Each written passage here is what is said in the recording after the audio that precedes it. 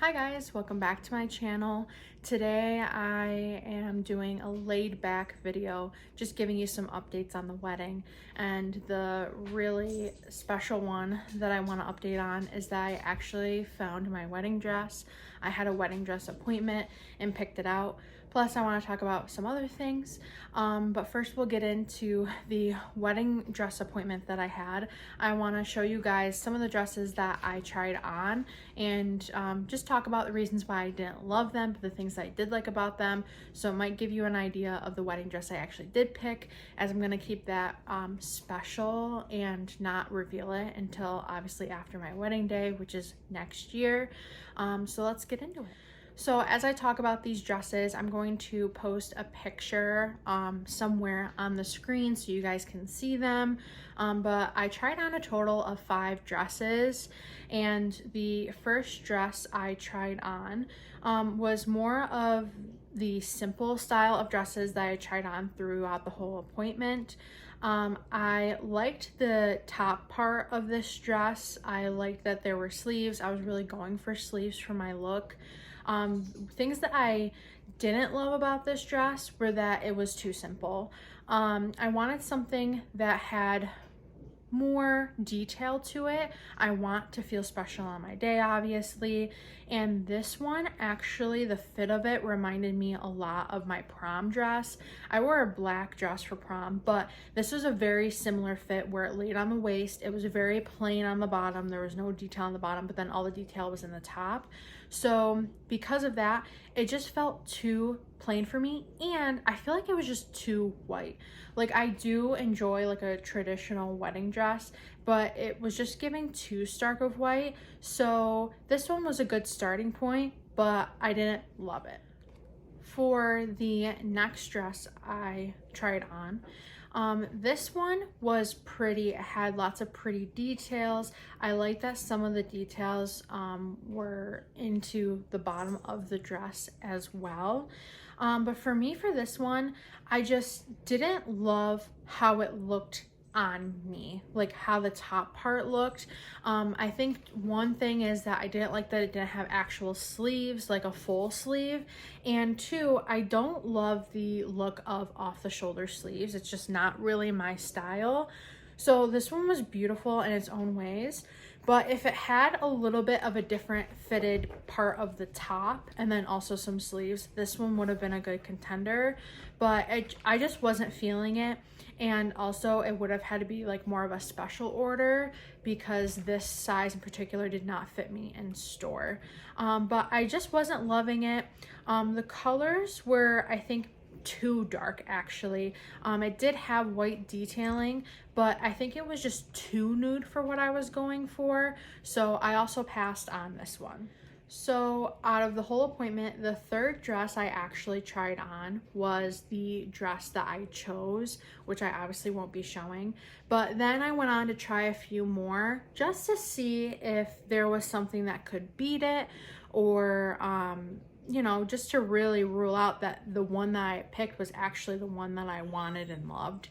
So for the fourth dress that I tried on, this one was...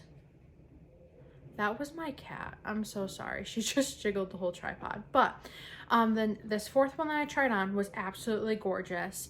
I did love the details.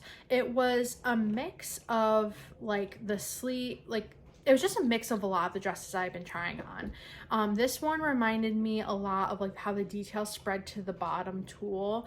It kind of reminded me of the second dress, but then it had the nice sleeve detail, and they were actually meant to be more of like a balloon sleeve with some of the detail on it. This one was super beautiful. However, for the actual overall fit of it, granted, this one I think was a couple sizes too big on me, but I just didn't love how it looked. It just didn't fit me like a glove. The one that I chose almost fits me like a glove. I only need a couple alterations to make it really fit me, but the fit was just so phenomenal in the one that I chose that I couldn't stop thinking about it. So even though this one had beautiful details and a lot of the details that I was looking for, it just wasn't the same as the one that I ended up choosing. And then for the last dress I tried on, this one had details throughout the whole dress. Some simple parts here and there, but overall had lots of details. It had sleeves. The only thing that I wasn't loving about this one is that it had more of an intricate style of detailing than I was going for. Me overall for my dress, I was really loving the idea of more of like a floral detail with leaves maybe. That's what I was going for. This one is more of like that like intricate, kind of reminds me of like doorway detail kind of situation, and I just wasn't going for that. I like to try it on just to see what it would look like, but it definitely wasn't the exact one for me. So as I mentioned, out of the 5 dresses that I tried on, I ended up buying the third one I tried on and the one that I absolutely fell in love with. I just feel like it fits me so well. It has beautiful details, and it just feels like me. One thing that I had discussed with one of the staff members at the place that I went to when I did a virtual consultation with them a few days before my appointment, I let them know that I don't necessarily want to feel like a princess on my wedding day. I'm not really going for necessarily the princessy vibes, but I just want to look gorgeous in my own way. And the dress that I chose, I feel like leans more towards just, it's highlighting me as a person versus making me look like a princess. And that's what I wanted. I wanted to have my special moment, but not get into like the super floofy or anything like that. And for me too, I was actually surprised by the dress that I ended up choosing because it's not like a mermaid or anything like that. It's definitely not that fitted, but it's more fitted than what I actually had originally envisioned. I thought I was going to pick a dress that, you know, really hid my stomach area and it, you know, made me look more of a princess because of the fact that I wanted to hide my body. But I ended up finding a dress that looks amazing on my body and I don't have to feel self-conscious about walking around in my wedding dress on my wedding day because I just look amazing in it. And I cannot wait to wear it and have those memories with my future husband and my family during that day. So overall, the dress appointment was amazing. The place I went to was amazing. And I couldn't have had a better outcome. I really wasn't even expecting to find a dress that day, but it was just an awesome experience, and I think that really helped. The person I had was amazing. So I'm really looking forward to my wedding and being able to wear my dress. The next step is to actually complete alterations, which have to be done elsewhere, just because the place I went to, they don't do alterations in-house. So I'm actually exploring some alteration places that they recommended, and I think I found one that I really like that seems like it'll be a good fit for what I need.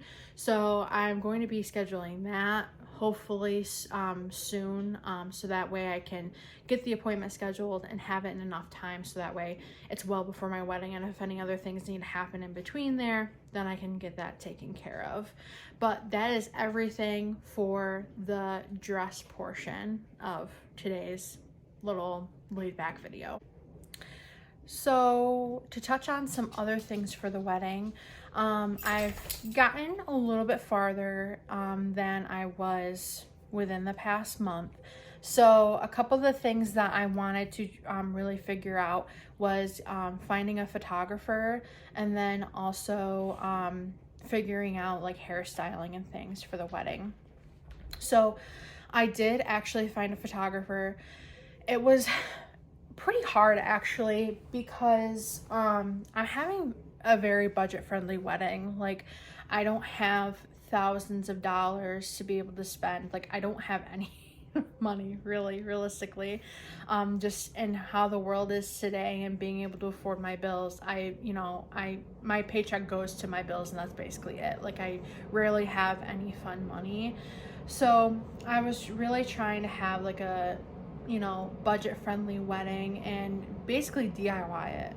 And that's not just because of finances either. That's just because of, my idea of what I wanted my wedding to look like anyways. Personally for me, my parents had basically a backyard wedding when they got married, like almost 30 years ago. So I wanted to have that vision. So being budget friendly was the way to go, and finding a photographer that is budget friendly that also takes good quality photos, plus you're trying to actually pay them because they are doing good work. It can be hard to find that. And a lot of the photographers I reached out to and were recommended to me on these Facebook groups and all these things, a lot of them were $1,000, and some of them were like $1,000 for maybe 4 hours, some were $1,000 for 6, or some were like 3,000, and it was just crazy to look at the prices. And I completely get it for having that quality and things, but it just wasn't something that I could afford. But I did eventually find a photographer that checked all the boxes, where it fit the budget need, it was good quality, and it was where they felt comfortable they could have that kind of package to offer. So I did find a photographer, and it is $450 for 8 hours. However, they have stunning work. I know that price probably sounds crazy to some people because of the fact that general photographers are like $1,000 or more, but this photographer has amazing work. I've been looking through their social media and looking at other weddings they have done, and it fits like what I want my aesthetic of my wedding to look like, especially in pictures. So I'm super excited for that. I'm going to be putting in like the retainer payment here soon, and then that way I'll be able to pay on it until the wedding day, which is awesome, and I'm not as stressed about that now. And then also I found a hairstylist for my wedding, where it's $65 per person, $100 travel fee flat, just to do on location services. So I'm basically letting my bridesmaids choose, like, if you want to have your hair done, this is an expense you will have to be responsible for, but don't feel the need to have to pay for it. I personally am not going to be a picky person. I told my bridesmaids, hey, just get it dressed in this color. I don't care what it looks like. You can get your hair done if you want to. If you don't want to have it done, fine by me. If you want to do your own makeup, be my guest. If you don't even want to wear makeup, be my guest. I'm not going to be super picky in that sense when it comes to them as my bridal party. That might seem like a bizarre thing to some people, but to me, I'm going to let people be comfortable in what they feel like they want to do. And also, the day is not about them, and it's about me, and as long as I feel good the way I am, then that's what I will care about on that day. I'm going to be a little selfish on that day because I don't have a lot of moments to be able to be selfish about myself in my life. So I gotten those two bigger things taken care of as well. And now I'm just working on a lot of some other like small things. I have invitations done. I printed my own invitations using my own printer at home. I printed 100. I purchased photos from our engagement session. I went and had them printed at Walmart. So I got like 120 or something for like 20 some dollars. So I added those into the invitations. I'm going to be hand passing them out and mailing them out to people that I just don't see very often, to try and save on some costs there as well. And I'm trying to figure out food, but that might have to wait until a little closer to the wedding, along with figuring out where we're gonna rent like tents and things. I have a lot of decorations and things bought already, so I'm not too worried about that.